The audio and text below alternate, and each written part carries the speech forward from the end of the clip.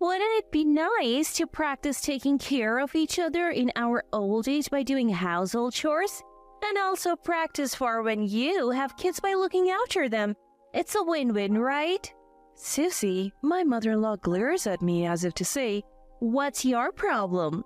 In the background, my sister-in-law's husband and my father-in-law Raymond are already assembling a crib without asking.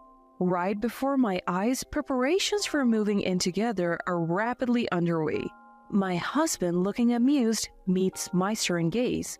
My name is Miranda. I live with my husband, Michael. We met through work and started dating. I was always busy with work, so I didn't have any other opportunities to meet people. Michael told me he liked me from the moment we met, but I initially thought of him as just a business contact. So when he first asked me out, I was genuinely surprised. Although I wasn't initially interested in Michael, I was in my late 20s, and with a little push from friends, I decided to give dating him a try. Both of us had little experience in love, so it was an awkward date, but spending time with Michael was genuinely enjoyable. Fast forward about 3 years, and Michael and I decided to get married. We were both quite successful for being just shy of 30, and with our combined income, we bought a spacious house on a mortgage. My dream was to raise a family and have a dog here with Michael. I thought Michael felt the same way, at least that's what I thought when we first moved into the house. But about 6 months after getting married, I realized Michael no longer shared that dream. My sister-in-law Elsie got pregnant. Elsie lived nearby and would occasionally visit, but her visits increased significantly after her pregnancy. She would often show up unannounced, and I was even shocked to find her sitting at our front door after a shopping trip. When I found her, she angrily said, "How could you leave a pregnant woman waiting outside?" But I had no idea she was coming. I was already juggling a hectic life, balancing work and household chores, and adding Elsie to the mix made it unbearable. She would show up early in the morning saying, "Our washing machine is acting up, so I thought I'd bring my laundry for you to do," or come over at home with her husband and say, "We're hungry, feed us." I was at my wit's end with Elsie and consulted Michael, but he just said, "What's the big deal? Elsie is my sister and she's your sister-in-law. It's natural for her to visit." He took no action.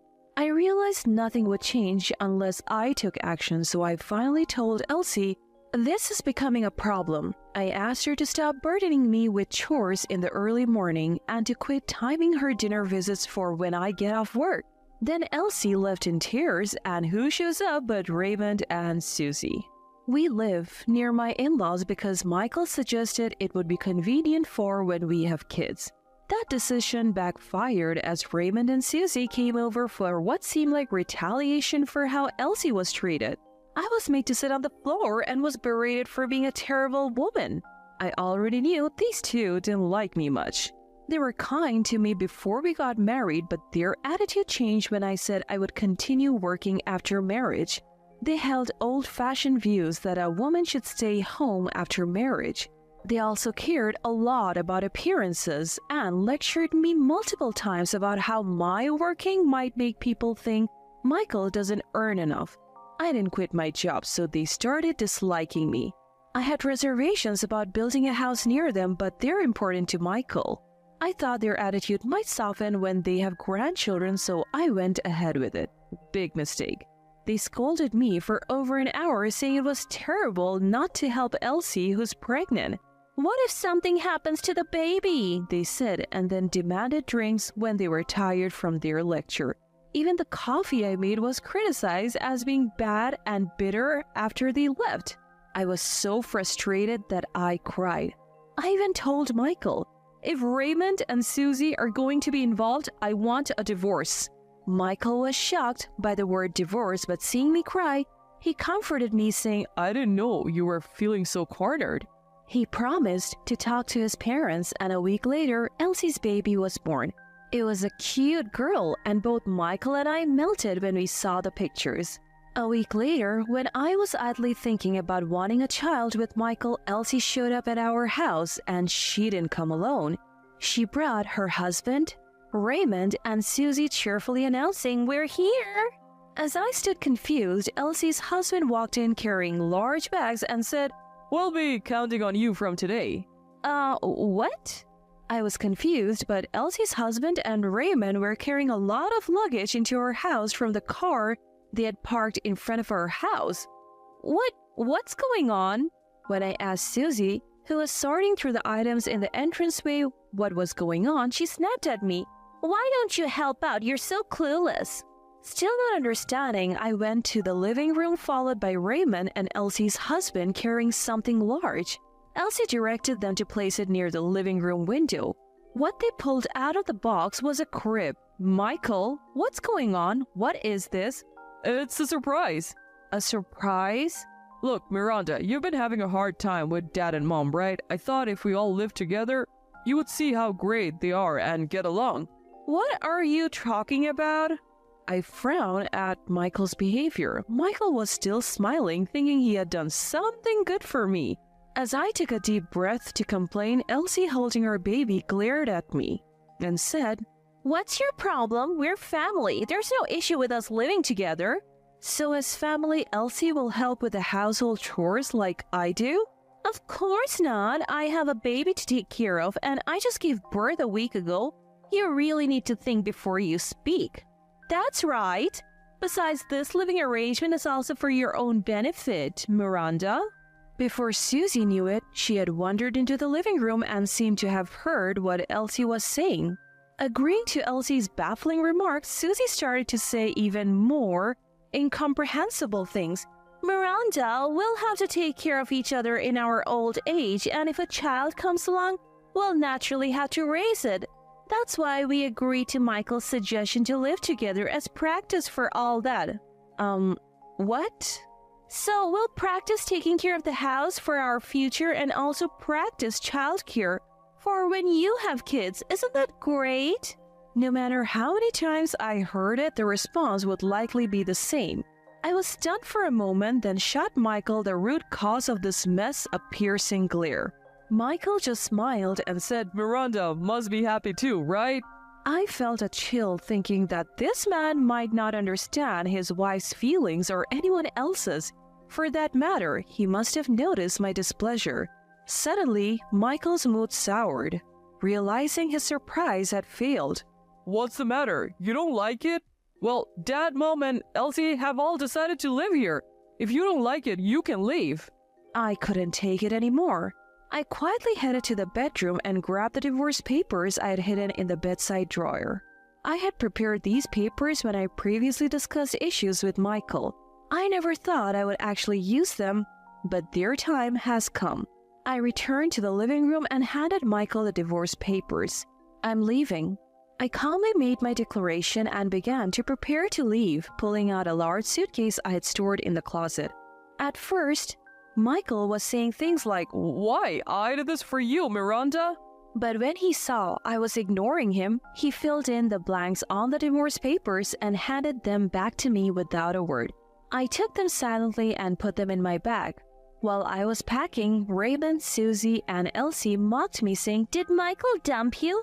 But the truth is, I'm the one who's leaving him. The ones who would be in trouble once I left were definitely Michael and his family. Convinced of this, I packed everything I needed into my suitcase and took refuge at a friend's house for a while. I couldn't impose on my friend forever, so I immediately started looking for a new place to live. I found a promising place near my work, and it took about a month to move out. During that time, there was no contact from Michael. I didn't care, as it was only natural since we were divorced. But just as I had finished moving, I got a call from Michael. When I picked up the phone, thinking Michael might have forgotten something, he blurted out, Help me. According to Michael, things at his home had gone from bad to worse. The constant crying of a baby had left everyone sleep-deprived, and fights were breaking out due to the tension. Michael and his family all disliked and were bad at housework, leading to more arguments about who should do what. As a result, chores piled up, garbage and dirty dishes accumulated, and flies began to infest the house. Moreover, Michael admitted he hadn't thought about finances and was now in a tight spot. I can pay off the mortgage on my own. The only ones working in Michael's household were Michael and Elsie's husband. But soon after moving in, Elsie and her husband had a huge fight, leading to their divorce and departure. Just like us, as a result, Michael was left to pay the mortgage originally intended to be split between the two of us. Supporting Raymond, Susie, Elsie, and Elsie's baby while paying off the mortgage would be tough. I was surprised to hear about Elsie's husband leaving, but I had always known Michael would eventually struggle with the mortgage. Still, I couldn't forgive Michael for unilaterally deciding to live together and telling me to leave if I didn't like it. Where are you now? Things are really bad here. Dad and Mom are getting sick and Elsie isn't helping with anything. She even takes money from my wallet. Do you think calling me back will solve your problems? I don't understand why you think my return would fix anything. You're not just trying to use me as a housekeeper to lighten your load, are you? When I said this sarcastically, Michael fell silent. I wanted to live happily with you in that house. You're the one who ruined it. I don't need to see it to know you're struggling. With parents and a sister like that, it must be tough. But you chose this, so you'll have to deal with it. Dad, Mom, and Elsie are more than just selfish. It's fine. You said it yourself. Living together might make everyone get along. Michael had decided to move in together as a surprise to make me, Raymond, Susie, and Elsie get along. When I reminded him of this, he hesitated and said, "Well, anyway, we're divorced now, so it's none of my business. Good luck with the housework for your future caregiving and the childcare practice for when you have a new wife and kids." With that, I hung up and blocked Michael's number. I later heard about what happened to Michael and his family from a friend who had supported me during our marriage and provided a refuge during our divorce. This friend worked with Michael and had grown up in the same town, so they were in the loop. Michael continued to live in the house we had built, but the neighbors had a poor opinion of him. The constant crying of the baby and the insect-infested garbage-filled house had earned him their disdain. Raymond and Susie were in poor health, frequently going in and out of the hospital. Michael was taking care of them while also raising Elsie's child. Elsie apparently found a new boyfriend and left the house, neglecting her own child in the process. When she returned, she was pregnant, and it turned out her new lover was already married. Even Michael couldn't contain his anger at Elsie and kicked her out of the house. Elsie, who had been financially supporting her new boyfriend, was now in debt and working a demanding job that provided lodging just to make ends meet. While I was shocked at how far Michael's household had fallen, it felt like poetic justice. As for me, I also found a new love. But my boyfriend is a single man, not a married one. He's gentle and kind, and his occasional endearing blunders make him all the more lovable. He doesn't mind that I've been divorced and is willing to consider marriage at a pace that suits me, given my previous fears about it. So we decided to live together first and are now cohabiting in a new apartment.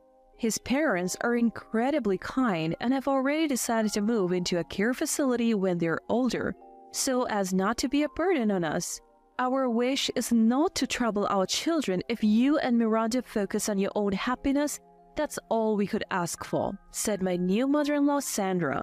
Her words were so wonderful, I wished I could share them with Michael and his family. Recently, my boyfriend proposed to me and we plan to get married in a few months. This time, I truly believe this marriage will lead to my happiness.